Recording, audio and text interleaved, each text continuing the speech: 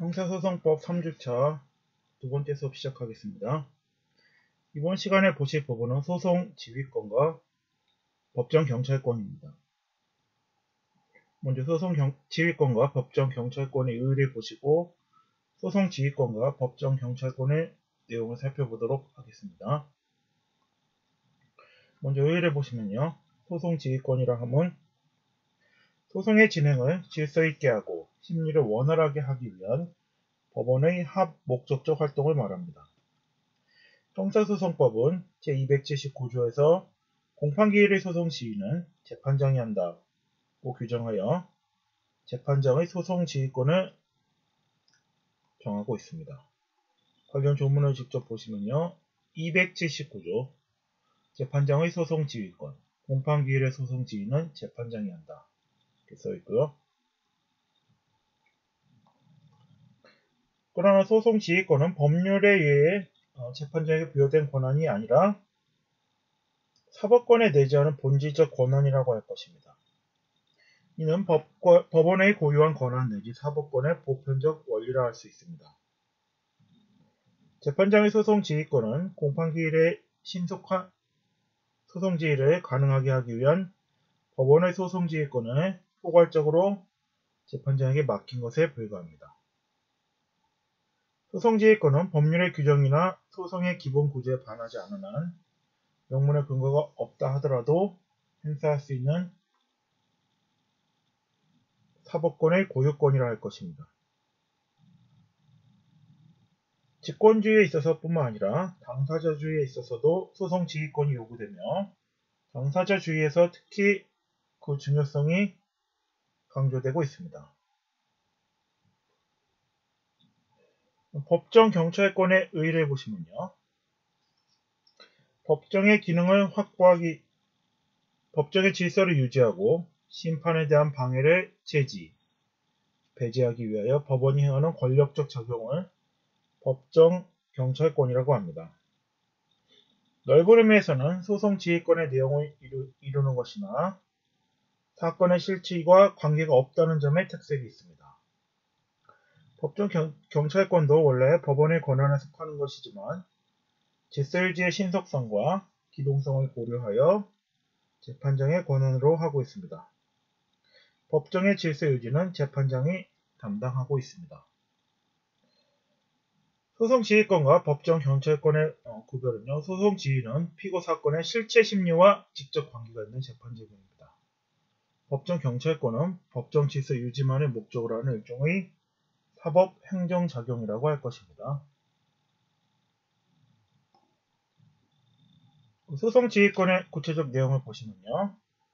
재판장의 소송지휘권 나오고 있습니다. 신속하고 적절한 소송 지휘를 위해 법원의 소송 지휘권은 포괄적으로 재판장에게 맡기고 있습니다.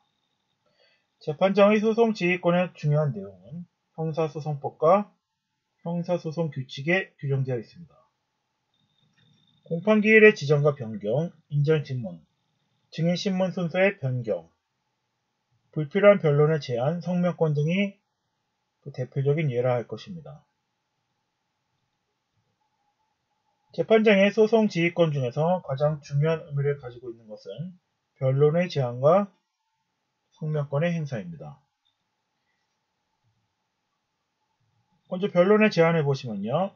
재판장은 소송 관계인의 진술 또는 신문이 중복된 사항이거나 소송에 관계없는 사항인 때 소송 관계인의 본질적 권리를 해하지 아니하는 데에서 이를 제한할 수 있다고 299조에서 규정하고 있습니다.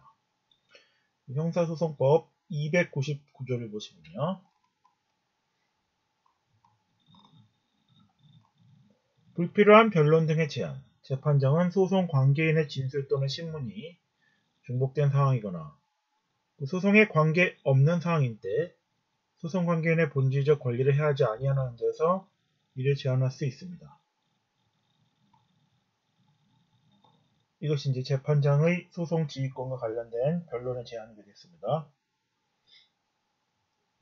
다음 성명권은 재판장은 소송 관계를 명료하게 하기 위하여 검사 피고인 또는 변호인에게 사실상과 법률상 사항에 관한 성명을 구하거나 입증을 촉구할 수 있습니다.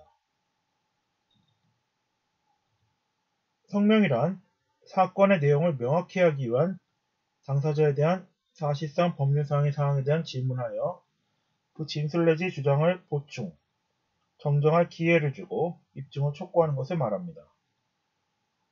성명권은 재판장뿐만 아니라 합의 부원에 대해서도 인정되고 있습니다. 형사소송규칙 제141조에 성명권이 규정되어 있습니다. 그다음 법원의 소송지휘권을 보시면요. 공판기일에서의 소송지휘라 할지라도 중요한 사항은 법률에 의하여 법원에 유보되어 있습니다.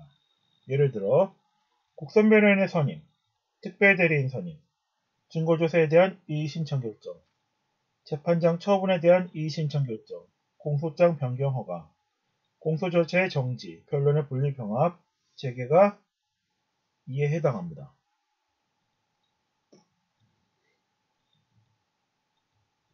소송지휘권의 행사 방법은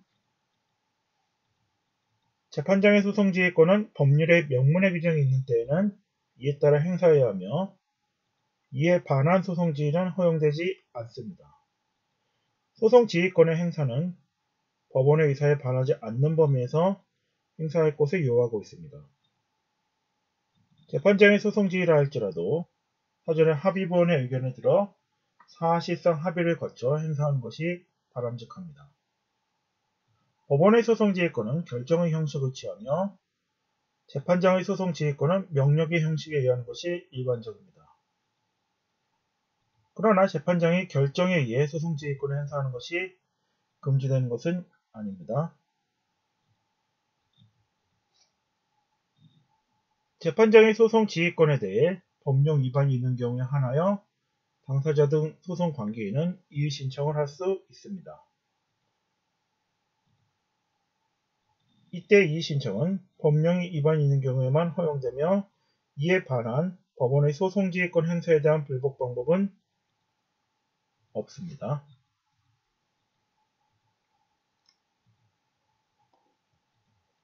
법정 경찰권을 보시면요. 법정 경찰권이라 하면 처음에 보신 것처럼 법정의 기능을 확보하기 위하여 법정의 질서가 유지되지 않으면 안 되기 때문에 법정의 질서를 유지하고 심판의 방해를 제지, 배제하기 위한 법원이 행하는 권력 작용을 법정 경찰권이라 합니다.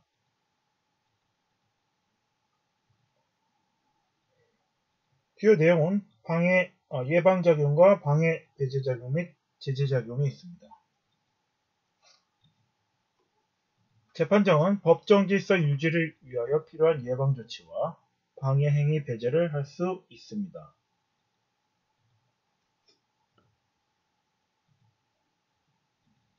재판장은 법정의 존엄과 질서를 해칠 우려가 있는 사람의 입정 금지 또는 퇴정을 명할 수 있고 그 밖에 법정의 질서 유지에 필요한 명령을 할 수 있습니다. 방청권의 발행과 소지품 검사, 피고인에 대한 간수명령 등이 이에 해당합니다.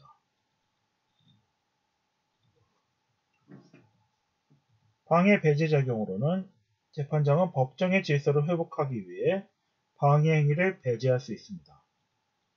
재판장은 피고인의 퇴정을 제지하거나 법정의 질서를 유지하기 위하여 필요한 처분을 할 수 있습니다.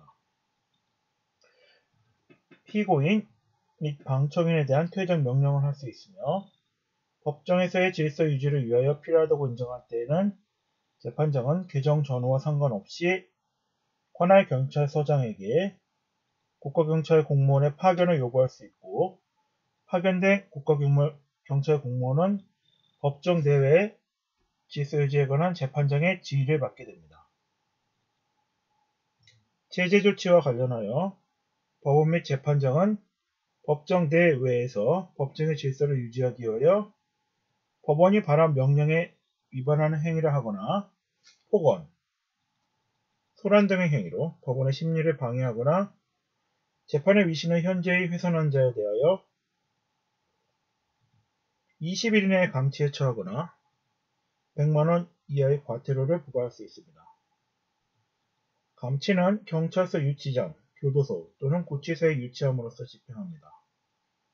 법원은 감치를 위하여 법원 직원, 교도관 또는 경찰관으로 하여금 행위자를 구속하게 할 수 있으며 구속한 때로부터 24시간 내에 감치에 처하는 재판을 하지 않으면 즉시 석방하여야 합니다.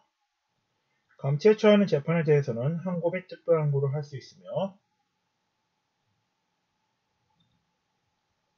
이는 사법권의 독립을 보장하기 위한 법정 경찰권을 법원에 부여한 것이라 할 수 있습니다.